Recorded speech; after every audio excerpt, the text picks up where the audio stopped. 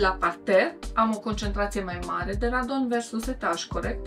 Da, în general la parter e concentrația cea mai mare pentru că e nivelul cel mai apropiat al unei clădiri de sol. Până la urmă, dacă am stabilit că radonul 80% din situații provine din sol ca sursă principală, atunci înseamnă că spațiile cele mai expuse sunt cele în contact direct cu solul. Dar în anumite blocuri, chiar zgârie nord din America, de exemplu, sau Japonia sau țări din Orient, la etajele 15-20 s-au măsurat valori de radon mai mari decât la nivelul parterului, din cauza ventilației. Deci, instalarea aerului condiționat sau sistemul de climatizare, dacă nu ține cont de modul în care radonul circulă într-o clădire, radonul fiind gaz greu, care se atașează de aerosol și îi direcționat. Și atunci, sistemul de aer condiționat și de climatizare poate funcționa ca un horn.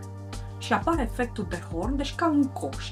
Și ne trezim, avem multe situații, studii de caz, clădiri rezidențiale, în școli am întâlnit, în școli, acest efect de horn îl întâlnim mai ales în casa scării, în școlile cu 1-2 niveluri, cu 2 etaje.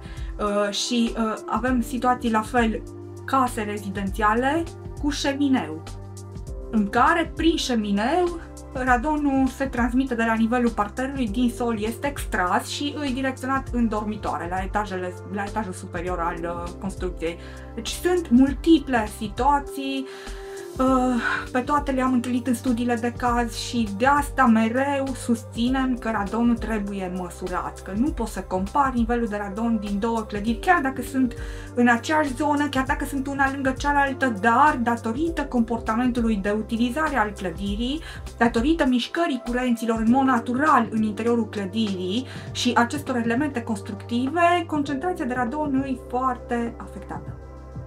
Și poate varia în limite foarte largi de la o clădire la alta, chiar dacă, repet, sunt lipite una de cealaltă. Am avut situații, duplexuri din aceeași zonă, în care practic am măsurat 2-3 ansambluri rezidențiale cu duplexuri și care, tocmai datorită acestor elemente pe care le-am explicat, fisurile vizibile în fundație sau prezența șemineului sau prezența aerului condiționat, au condus la diferite variații ale radonului în aerul interior.